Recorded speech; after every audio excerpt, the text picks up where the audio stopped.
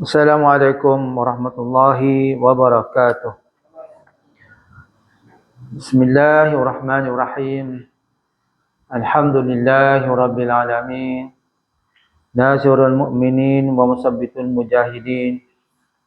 Asyhadu an la ilaha illallah wahdahu la syarika lah. Wa asyhadu anna Muhammadan abduhu wa rasuluh.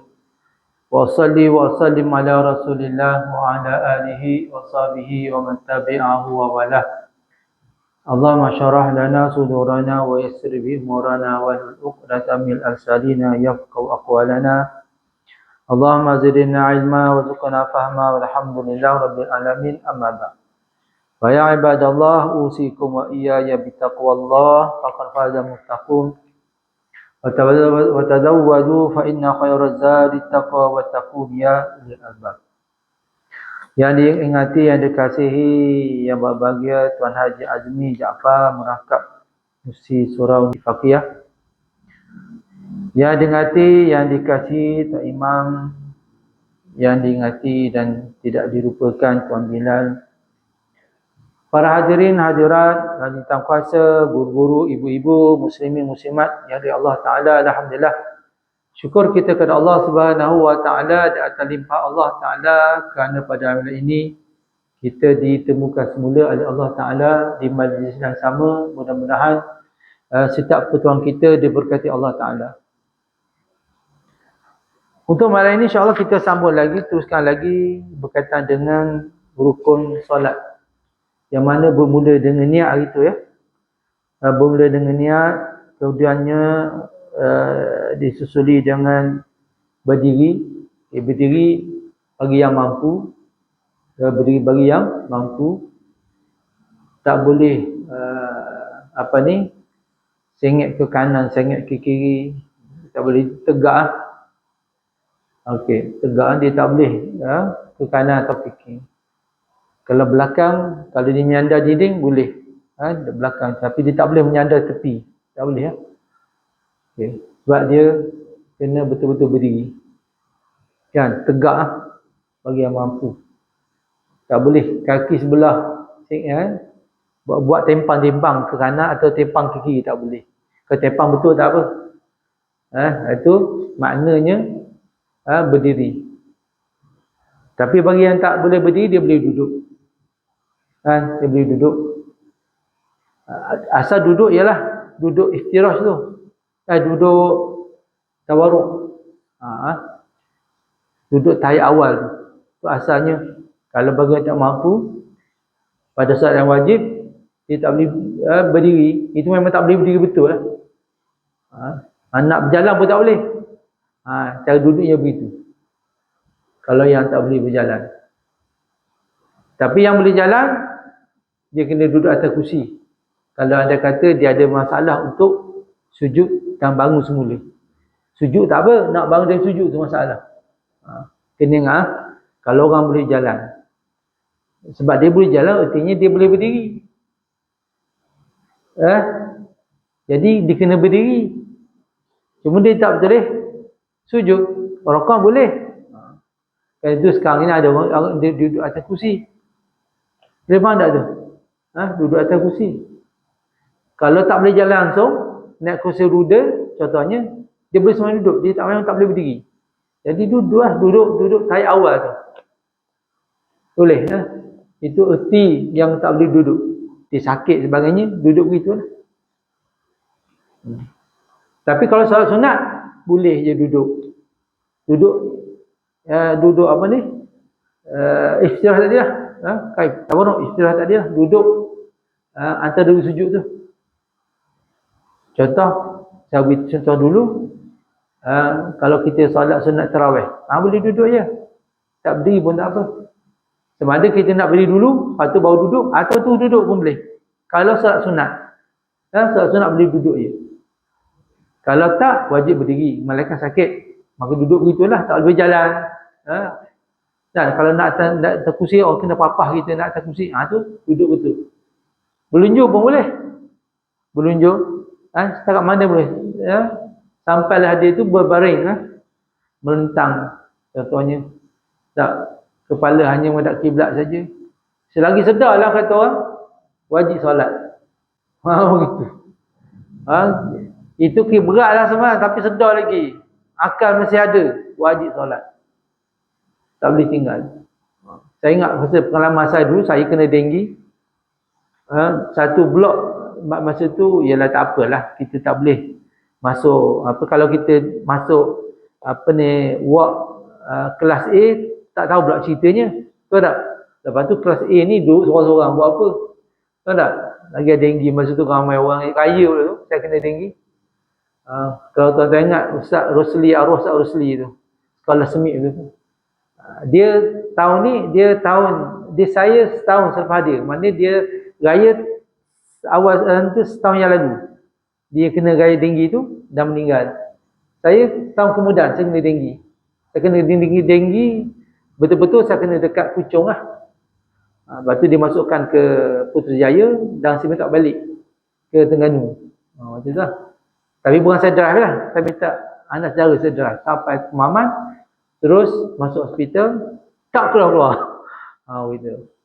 Jadi nak cerita masa saya duduk di ward tu, saya ingat 2 orang je sembahyang. Saya dengan seorang lagi yang Indonesia, tak ada saya, ibu sembahyang. Yang seorang pun tak sembahyang. Kita sakit tuan-tuan, tapi tak sembahyang. Apa cerita? Pada bila sakit ni, kau nak sembahyang. Tak? Semakin kita ingat Allah Ta'ala. Tapi sakit tak ingat Allah. Kita kata, sakit tak apalah, tak sembahyang pun sebab uzur. Bukan kira uzur. Nak cerita ni sembahyang ni, sampai selagi ada akal, wajib kita solat. Walaupun dengan kelopak mata sekalipun. Walaupun dengan isyarat sekali mana pun, kita wajib solat. Apa dia ingat? Ingat. Okay. Sebab solat ni adalah amalan yang mula-mula ditanya oleh Allah Ta'ala. Kau mana pun, kalau tak boleh ambil wuduk sendiri, minta orang lain yang akan ambil wuduk. Kita dah belajar kan? Kita dah tahu dah benda tu. Ingat, selagi akal ada. Kalau kita tanya ayah, nak solat tak? Ayah dia kata, ambil wuduk untuk dia. Saya pergi kelik-kelik tak tahu apa kan. Tu tak boleh, tak payahlah. Dia dah tak akal dah. Tapi dia masih. Dia tanya, dia macam syarat nak solat. Kan kita tolonglah. Ya? Jadi, kalau semai duduk pula yang boleh berjalan, dia wajib berdiri. Wajib berdiri macam kita duduk sekarang atas kursi. Duduk atas kursi ada 2 cara. Atas kursi ke, ataupun dia tu memang tak berjalan, tapi dia duduk atas kursi roda. Kalau dia duduk atas kursi kita macam ni, kaki kursi tu mesti belakang daripada orang sah ni. Maksudnya dia berdiri tu sama dengan kaki orang lain. Jangan tak letakkan kaki kursi tu depan ni. Jadi bila berdiri, dia depan daripada orang lain. Jadi dia tak betul sah. Salat sah, tapi dia tak betul sah, tak menyalahi sunnah lah. Okey. Tapi kalau dia memang tak berdiri, tak boleh berdiri atas kursi roda saja, maka kaki kursi roda lah menjadi kaki depan dia. Kursi roda lah akan menjadi kaki depan dia, sama sah dengan kursi roda tu. Tapi kalau lah guna kursi ni, dia mesti kursi tu belakang supaya bila dia berdiri sama sah dengan orang lain. Lepas tu isu pula kita sebut hari tu kan. Isu pula yang kalau lah kita buat kursi tu macam mana, orang belakang lebih kan. Kita kena ajar-ajar tengok macam mana. Kalau ada orang, kita bagi orang dulu. Kalau tak kisah, tak apalah belakang tu ujung itu kan. Tak payah orang duduk belakang dia. Kan?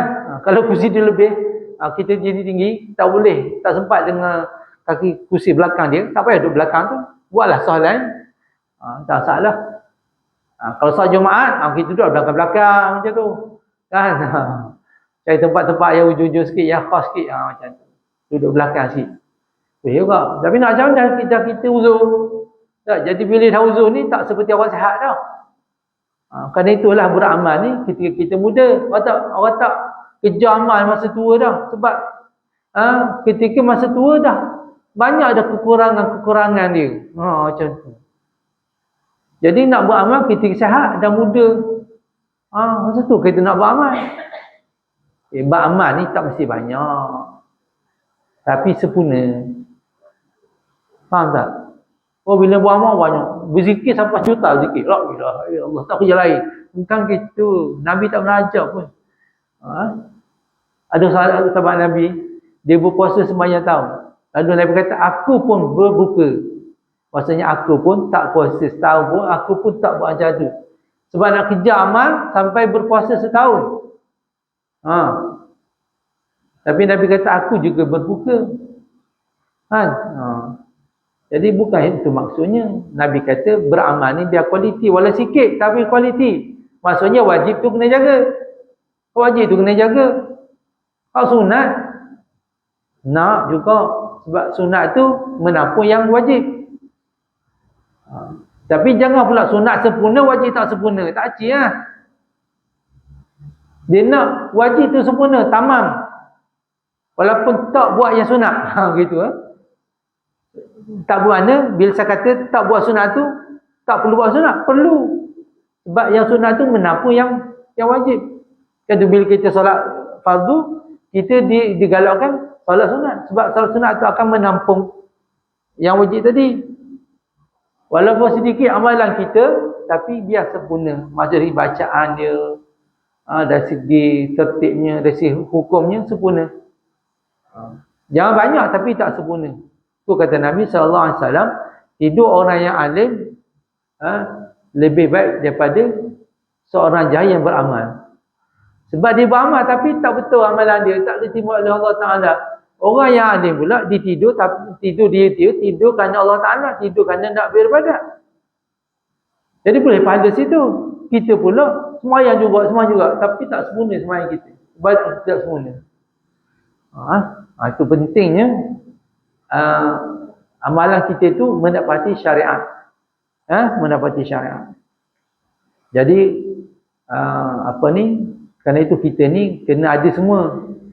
Akidah, fiqh dan tasawuf kena ada belaka. Tak boleh ambil akidah je. Syariat, fiqh tak belajar. Macam mana semayang kita? Akidah comel dah. Kan? Tapi ibadat pula tak cantik. Ibadat cantik dah, akidah pula rosak. Akidah comel dah. Syariat comel dah. Oh, jenis takabur pula, jenis sombong, jenis menunjuk pula. Kena perlu kepada tasawuf pula situ. Tasawuf ni untuk membaiki diri dalaman kita tu. Itu sebut tasawuf. Tasawuf ni bermakna menapis. Menapis sifat-sifat dalaman kita yang keji tu. Supaya menjadi bersih. Bukan kita nak belajar tasawuf, nak jadi orang yang bersendirian, bertafakur dalam masjid, berzikir la ilaha illallah. Begitu, bukan begitu maksudnya. Belajar tasawuf ni adalah nak membentuk kedalaman kita, supaya sifat-sifat takabur tu, sifat-sifat yang mazmumah tu dibuang jauh-jauh. Itu nak tasawuf. Bukan belajar tasawuf ni, lepas tu berzikir, lepas tu tak cukup hutang dalam gua, lepas tu atas bukit pula. Bukan gitu. Jadi tu banyak orang yang belajar tasawuf saja, fiqh tak belajar, akidah tak belajar tasawuf, akhirnya rosak. Akhirnya sesat. Jadi kita kena 3 benda tu, semua kena ada. Okey, tadi duduk kena ingat duduk kita. Kemudian kedua ialah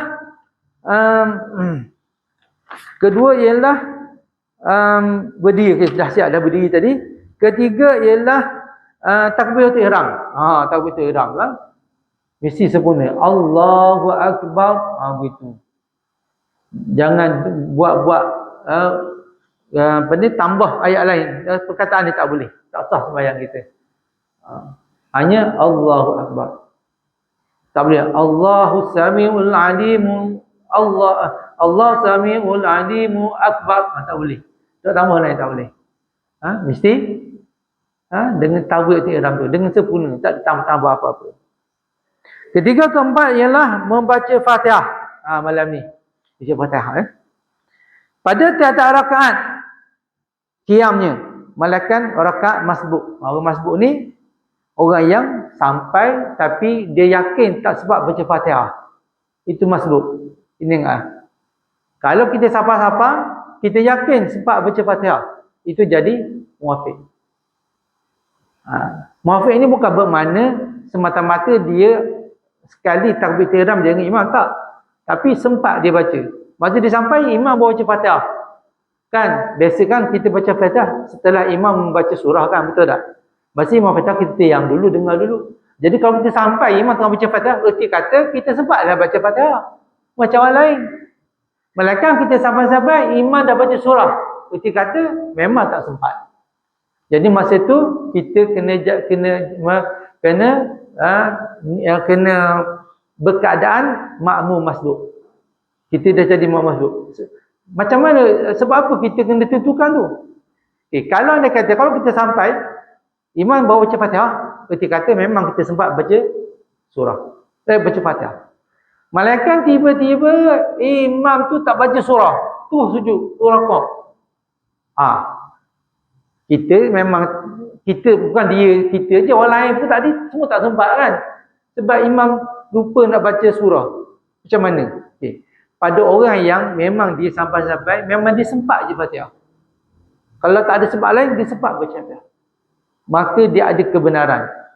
Ya, orang yang sampai, okey dia sampai imam tak baca Fatihah, sedang baca Fatihah, tapi dia memang sempat baca Fatihah, tiba-tiba berlaku kes. Contoh macam tadi, imam baca, bukan tadi lah contoh, bukan tadi, contoh imam baca, tak baca Fatihah, baca surah, tu sujud, rukuk.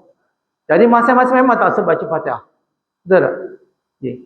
Pada orang yang memang dia patut sebab baca Fatihah, tapi ada sebab yang lain, maka dibenarkan ketinggalan 3 rukun panjang. Maksud walaupun imam dah rukuk, imam dah sujud pertama, dia masih dibenarkan.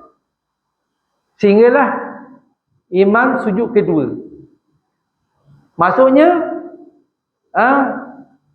jika imam dah sampai sujud kedua, dia kena pastikan dia dah habis baca Fatihah. Maknanya dia dah sujud, dia dah rukuk. Boleh Ini yang muafiq tadilah. Oh, yang sebab baca Fatihah, tiba-tiba sebab lain, dia beri kebenaran 3 rukun panjang. Rukun panjang ni maksudnya sampai imam tu sujud. Kalau dia tengah berdiri lah, imam sujud. Maknanya dia kena pastikan sebelum imam bangun daripada sujud kedua, dia kena dah rokok dah. Andai kata kalau dia tak rokok lagi, sedangkan imam dah bangun daripada sujud kedua, batal solat dia. Ni orang yang sempat baca Fatihah dah. Ya, saya ulang balik, yang sempat baca Fatihah tapi sebab imam kita semua tak sempat baca Fatihah, dibenarkan tinggal rukun yang panjang sehingga sujud yang kedua, dan kita kena pastikan sebelum imam tu bangun daripada sujud kedua, kita setelah rokok. Bila kita rokok, kita dah dapat rakaat. Kita dapat rakaat. Okey. Tetapi kalau kita rasa tak sempat, dah dibenarkan 3 rukun panjang tapi tak sempat juga baca Fatihah, tak sempat nak rakaat juga, maka bagi tidak membatalkan solat kita, kita kena niat mufarraqah, berpisah dengan imam. Boleh? Nak niat je lah, tak perlu lapas. Kita rasa urusan imam lah, lalu bila putus imam, tak apalah, mana kita akan bentuk tertib sendirilah. Itu yang sempat baca Fatihah. Jadi dia dibenarkan. Kalau dia sempat rokok sebelum imam tu bangun daripada sujud kedua, dapat dah rakaat. Kalau tidak, tak sempat rokok, batal solat dia. Bagi kita nak batal solat, dia perlu niat mufarraqah. Itu pertama. Kedua, dia memang tak sebab baca Fatihah. Boleh. Bagi yang tak sebab baca Fatihah atau disebut makmum masbuk, dia hanya dibenarkan 2 rakaat pendek. Maksudnya, kalau dia sampai dia tak sempat lah, masa dia sampai tu imam dah baca surah, memang tak sempat baca Fatihah, tapi dia dibenarkan ketinggalan 2 rakaat pendek. Andai kata kalau dia sempat rokok sebelum imam bangun daripada sujud pertama, dia sebab rokok sebelum imam bangun daripada sujud pertama, maka sah sembahyang dia. Maka dapat rakaat. Okey. Tetapi bagi makmum yang tak sempat baca Fatihah, dia tak perlu tunggu. Dia tak perlu tunggu sampai 2 rukuk pendek. Dia tu rokok je. Faham tak? Dia tu rokok je. Walaupun dia tak sempat dapat rakaat. Okay. Kalaulah dia sampai imam baru nak rokok, dia pun sempat rokok, dia dapat rakaat. Itu yang tak sempat baca Fatihah lah. Jadi bagi yang tak sempat baca Fatihah, Fatihah itu ditangguh oleh imam. Supaya ditangguh imam. Maka sebaik-baiknya tak perlu baca Fatihah apa, dia terus. Kalau ketika itu imam rokok, dia tu rokok. Kalau imam sujud, dia tu sujud. Tak perlu baca Fatihah lagi. Tapi kalau degil juga baca Fatihah, dia masih dibenarkan 2 rukuk pendek. Tapi kalau imam tu dah sujud, baik dia rokok je lah. Tak ada gunanya dia nak baca Fatihah. Jadi sebaiknya pada yang tak sempat baca Fatihah, dia terus ikut perbuatan imam ketika itu. Jadi selesai masalah. Boleh. Itu yang tak sempat, memang dia tak sempat baca Fatihah. Dan dia boleh berlaku. Okey. Dia bukan hanya berlaku rakaat pertama, dia mungkin boleh berlaku rakaat kedua, mungkin berlaku rakaat ketiga, dan mungkin berlaku rakaat keempat. Yang tak sempat baca Fatihah ni. Dia kata dia tak sempat sebab imam. Sebab imam atau sebab orang lain. Tak kira sebab dia nak pergerakan tu sangkut ke, macam kat kita ni lengang lah, tak ada masalah. Kalau macam kat India, kat Indonesia, tempat orang sempit-sempit tu kan, disangkut orang ramai, Nabi nak bangun tak boleh. Menyebabkan dia tak sempat baca Fatihah. Rakaat kedua. Kan, rakaat kedua. Tapi tak sempat juga baca Fatihah. Sebab orang lain atau sebab imam. Maka rakaat kedua juga, dia boleh menjadi imam masbuk juga. Maknanya dia boleh juga tinggalkan Fatihah, ikut perbuatan imam. Begitu. Kalau dia sempat rakaat bersama imam, dapatlah rakaat. Kalau dia tak sempat rakaat bersama imam, dia terus ikut perbuatan imam. Cuma dia kena tambah rakaat sajalah. Sebab dia tak cukup rakaat. Tapi kalau dia bangun sempat, walaupun tak baca Fatihah, sebab dia dah kira dia tu makmum masbuk atau imam makmum yang tak sempat baca Fatihah, ataupun kita memang tak sempat. Maknanya kalau kita bangun, imam dah sujud, rakaat, kita tu rakaat, kita dapat rakaat. Tak perlu tambah. Dia akan berlaku itu. Dan mungkin berlaku rakaat pertama sempat, rakaat kedua tak sempat, rakaat tiga sempat, rakaat empat tak sempat. Dia mungkin boleh berlaku begitu. Ataupun keempat tak sempat pun boleh. Atau keempat sempat. Begitu. Jadi bila keadaan kita kalau sempat, kita dibenarkan 3 rukun yang panjang tadi.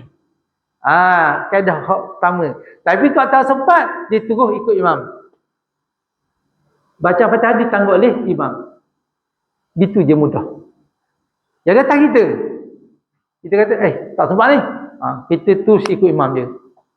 Walaupun rakaat kedua, walaupun rakaat tiga, walaupun rakaat keempat. Tapi dengan sebab orang lain lah. Begitu. Atau sebab kita tertidur sekejap. Contohnya. Ada disebut dalam kitab Niyatul Musolli. Kan kita baca itu kan. Kita tidur. Sedar-sedar. Imam dah bangun dah. Dia pun bila bangun. Tak sempat baca Fatihah. Dia pun ikut imam dia. Betul. Itu nak faham mudah lah. Kan nak faham mudah. Kalau kita tak faham juga. Ustaz cakap apa dah ingat dah. Niat mufarakah. Apa pun niat mufarakah. Kalau tak faham, tak ingat juga niat mufarakah. Sebab kalau tak niat mufarakah, takdir kita tertinggal 2 rukun. Kalau kita makmum masbuk tadi, atau tertinggal 3 rukun, dah habis dah. Tak tahu macam tu, niat je mufarakah, selamatlah solat kita. Cuma solat seorang diri lah. Maka kita akan ikut tertib kita sahaja. Kalau nak faham mudah begitulah. Itu dia panggil tindakan takhir. Orang panggil tali hayat takhir. Kalau dah tahu je tak ingat juga, niat mufarakah je lah. Ustaz mengajar tu tengok. Tapi benda ni kena asal, kena bilang balik. Awak mana satu sempat, awak mana satu tak sempat. Awak sempat, macam ni cara dia. Awak tak sempat, macam ni cara dia. Okay. Jadi, Pada tiada rakaat mesti dibaca Fatihah. Dan sebelum baca Fatihah tu kita disunatkan membaca A'udzubillah setiap rakaat. A'udzubillahiminarrajim. Bismillahirrahmanirrahim. Alhamdulillahirabbil alamin. Setiap rakaat tu kita disunatkan baca Fatihah. Ini salah satu cara untuk kita fokus dalam solat. Supaya kita tak diganggu oleh iblis. Iblisnya ada di mana-mana. Dalam masjid pun banyak iblis. Kena ingat, jangan ingat masjid tak ada iblis. Dalam masjid. Mana-mana. Kalau masjid ada iblis, bukan masjid lagi lah. Banyak iblis. Kalau dalam masjid pun ada syaitan, kat rumah kita memang banyak ada syaitan. Macam tu lah. Betul tak? Kerana kita kena syaitan buat amal. Itu Nabi yang cakap, dia beritahu, jangan jadikan rumah macam seperti kubur. Kubur. Tak ada orang baca Quran. Lara dalam rumah tu. Contohnya. Jadi kita kena ada juga baca Quran, berzikir, solat sunat dalam rumah kita itulah. Supaya kita tak jadi kubur. Kubur ni maksudnya rumah yang tak pernah dibaca ayat-ayat Quran. Ada rumah sepi. Masuk takut je. Seram je rumah contohnya. Tak dibaca ayat Quran. Cuba kita baca. Tak ada lah benda-benda tu. Okey.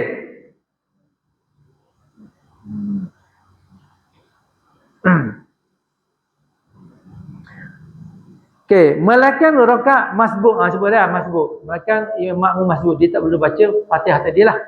Dia tak perlu baca Fatihah. Bismillahirrahmanirrahim itu satu ayat daripadanya. Fatihah tu, bismillah tu sebagai daripada Fatihah. Jadi bismillah tu pun kita kena jaga. Jangan buat leceh baca bismillah, buat lebih kurang. Sebab bismillah sebagai daripada Fatihah. Kalau silap Fatihah, silap bismillah tu, batal solat. Sebab kita mengira bismillah tu sebagai Fatihah. Dan wajib memeliharakan segala hurufnya. Huruf Fatihah tu lah kena jaga, sebutan dia kena jaga.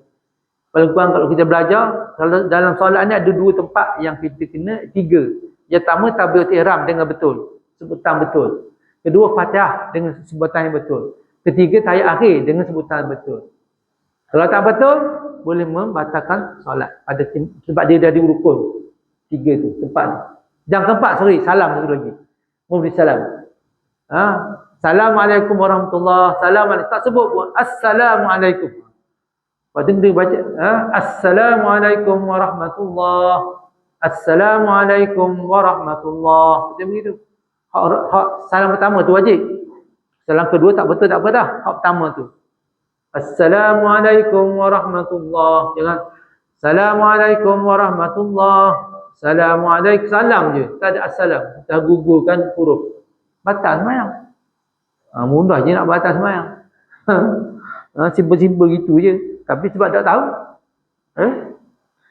Dan segala tasdidnya, maka jika menggugurkan ia daripada Fatihah satu huruf sekalipun seperti katanya iyyaka na'budu wa iyyaka nasta'in, asalnya iyyaka na'budu wa iyyaka nasta'in, ibu kita baca iyyaka na'budu wa iyyaka nasta'in, tak ada tasdid kat situ, gugur tasdid kat situ.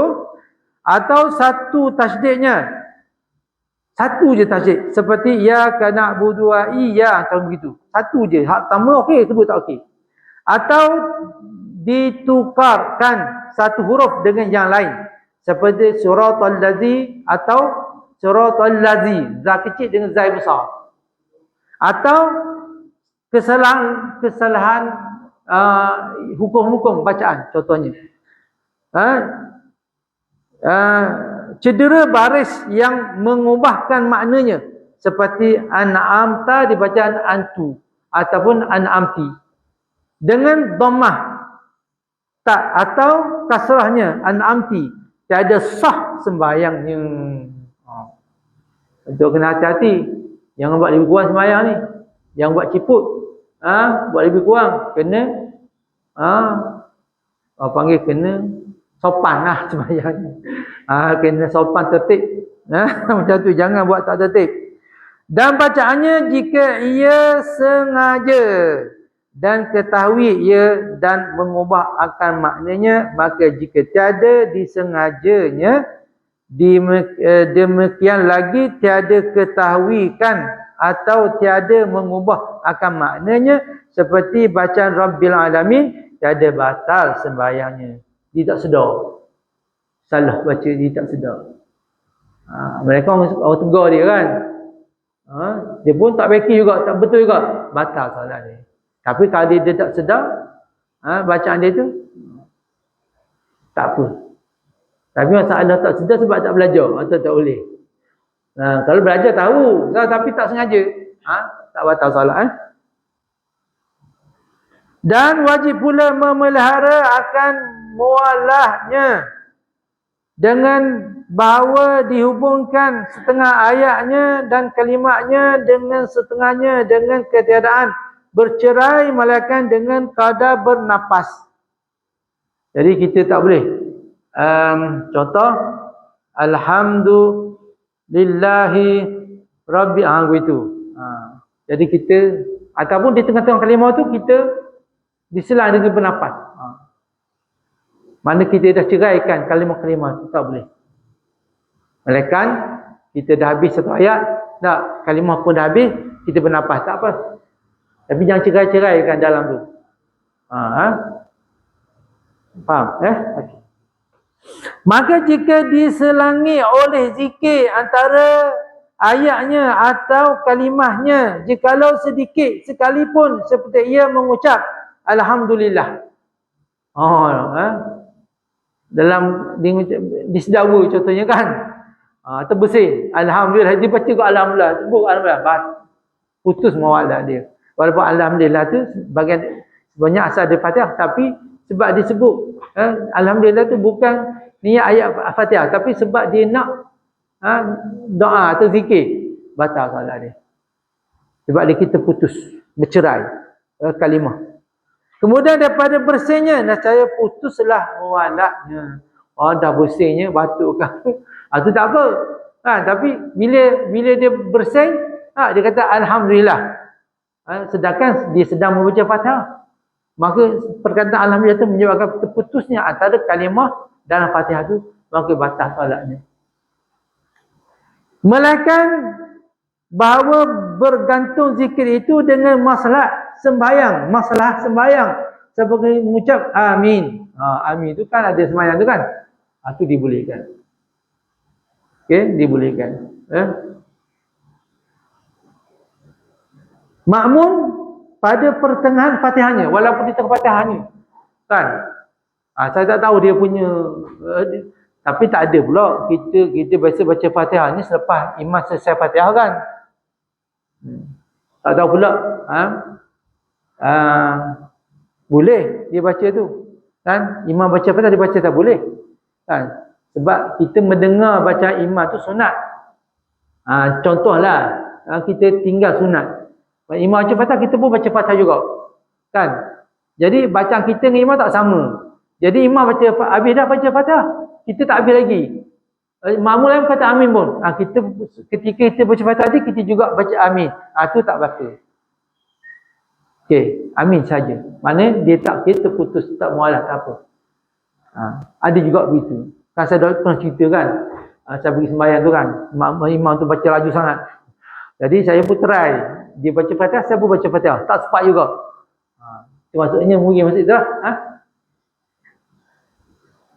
Kerana bacaan imamnya, okey, sebabkan imam tak amin kan, jadi tak apa.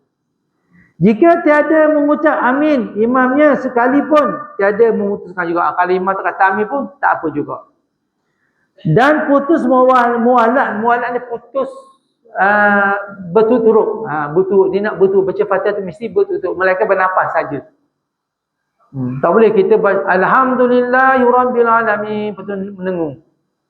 Buat benda lepas sembahyang. Kerja tak habis lagi tadi. Kan? Lepas tu sama. Ar-Rahmanir-Rahim. Betul-betul pula. Tadi buah marah. Aku nak buah kat buah ni. Bocor tayar kereta buah hari ni. Contoh. Lepas sembahyang. Itu dah kira lama. Okay? Dan putus mualah juga pula dengan diam yang panjang. Macam dia senyak saja. Dia terfikir. Hari ni kena buah marah parak hari ni, terfikir bawa ke semayang. terfikir sembahyang, sedih lah. Jadi terdiam sekejap. Alhamdulillahirabbil alamin, Ar-Rahmanir-Rahim, Maliki yaumiddin. Tengok buah marah tadi. Berhenti sekejap mikir. Mikir nak berhenti tak berhenti kerja. Contohnya. Jadi batas sembahyang. Sebab dia terputus. Kita baca Fatihah je. Kita baca Fatihah tadi. Sebab kita diam panjang. Pada uruf dengan ketiadaan uzur. Sebab tak ada uzur apa-apa. Demikian lagi diam yang pendek, qasad dengan memutuskan baik. Walau pendek tapi dia niat putuskan bacaan tadi. Pun batal juga. Maka jika panjang diamnya kerana uzur seperti jahil, ia tak tahu apa-apa, contohnya, ia atau terlupa. Tuan baca Fatihah terlupa pula baca Fatihahnya. Atau ada ingatkan ayat yang ia lupa. Jadi tidak maaf juga. Walaupun diam walaupun sebab uzur jahil, contohnya, dia tak boleh juga. Lupa tiada maaf, tak maaf juga. Tak boleh juga. Walaupun sebab uzur, lupa pun tak boleh. Maka jika ia daripada, maksudnya kita tak boleh berdiam walaupun sejenak, malaikat amin saja. Dengan kadar yang mungkin berapa saat tadi kan, atau lebih daripada 2 harakat contohnya, boleh membatalkan sembahyang kita. Sekiranya kita berhenti membaca ayat dalam Fatihah tu, kan, baca berhenti, lepas tu baca lagi berhenti, tak boleh. Dia kena terus saja. Dia akan bernafas, boleh. Dan maka jika ia daripada Fatihah kerana tiada yang mengajarnya, ini duduk lautan macam tazan lah, atau akan ketiadaan mushaf, tak ada Quran, tak ada, atau lainnya, maka wajib atasnya membaca 7 ayat jikalau bercerai-cerai sekalipun. Maksudnya kalau keadaan dia macam tu, dia tak ada guru nak ajar dia, duduk dalam hutan contohnya, tiba-tiba baru nak belajar solat kan, jadi dia tahu ayat lain, dia boleh baca ayat lain walaupun tak teratur baca ayat dia tu, dia bolehkan. Kalau dia tu baru nak belajar, contoh macam baru masuk Islam kan, dia bolehkan. Tapi dia kena ganti dengan 7 ayat lain kalau dia tahulah. Maka jika lemah daripadanya, wajib dibaca 7 bagi daripada zikir atau doa, ganti daripada Fatihah. Boleh baca zikir juga, tak boleh ganti juga kalau dia lemah, memang baru belajar masuk Islam. Dengan ganti daripada Fatihah, dan disyaratkan pada 7 ayat itu zikir atau doa yang tersebut jangan kurang hurufnya daripada huruf Fatihah, tapi mesti sama hurufnya dengan Fatihah. Zikir contohnya, dia tahu zikir lah. Tapi zikir tu, huruf zikir tu mesti bilangan sama dengan bilangan huruf Fatihah. Maka jika lemah ia daripada sekaliannya, wajib ia berdiri kadar baca Fatihah pada zannya. Kalau dia tak tahu juga Fatihah, dia diam je dengan kadar panjang surah Fatihah. Dia baru belajar Islam nanti lah. Jadi kita boleh ajarlah orang baru Islam ni, tak apalah, mu diam je lah, tak tahu apa, mu diam je. Kemudian pada Fatihah berapa minit contohnya. Biasanya Fatihah ni dalam 5 minit lah, 5-7 minit lah. Dia 5-7 minit tu. Lepas tu orang Quran macam tu. Ataupun kita boleh juga ambil pendapat Imam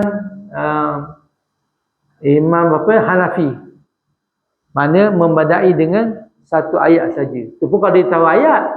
Kalau tahu ayat, berdiam pun tak apa. Dengan kadar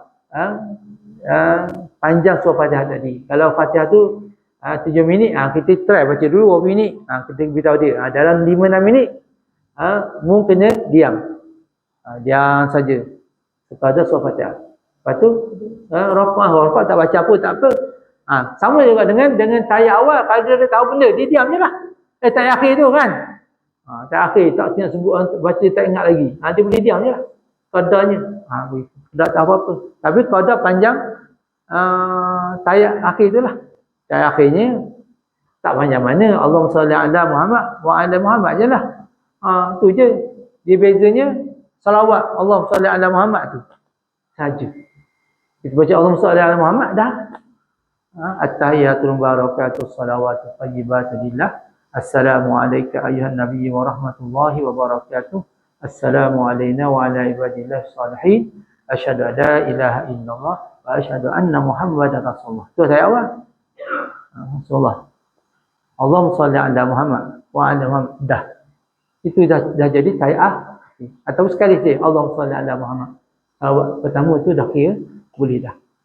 Sebab tayyah awal yang sunahnya yang awalnya sampai tayyah tasyahud tu saja. Asyhadu an la ilaha illallah wa asyhadu anna Muhammadan rasulullah. Itu untuk tayyah awal. Tayyah akhir Allahumma salli ala Muhammad. Dah. Situ je. Kadar tu je.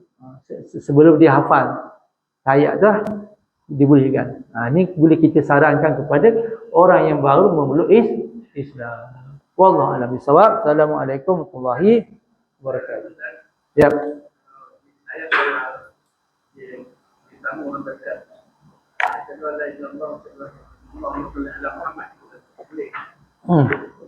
Boleh, sunat. Boleh, sunat. Tapi itu untuk tayyah akhir. Untuk tayyah awal sunat. Untuk tayyah akhir wajib. Sunat. Tayyah akhir tu wajib. Allah Ta'ala Sayyidina Muhammad. Kadar tu saja. Kalau kita nak cepat-cepat kan, boleh. Sakit perut. Baca pendek-pendek saja. Ataupun sakit perut. Wajib-wajib je. Sebab wajib apa dia? Takbiratul ihram, Fatihah, tayyah akhir dengan salam. Dah. Yang lain? Tapi jaga tamak dinah. Taklimah ada tempat apa? Dekat rokok tamak dinah, i'tidal tamak dinah, sujud pertama tamak dinah, sujud kedua pun tamak dinah. Itu kena jaga. Ada 4 tempat tu. Okey ya. Ada 4 tempat. Itu tamak dinah. Kena jaga. Yang lain tak apa. Boleh laju je. Baca Fatihah, dah. Satu. Tak perlu baca surah pun tak apa. Kalau kita sakit perut, boleh buat macam tu. Ya, sebaik-baiknya sempurnalah. Hak sunat semua kita sapu habis. Sebab kita nak pahala. Sebab kita nak tahu pahala kita banyak mana. Dah. Wallahu a'lam. Assalamualaikum warahmatullahi wabarakatuh.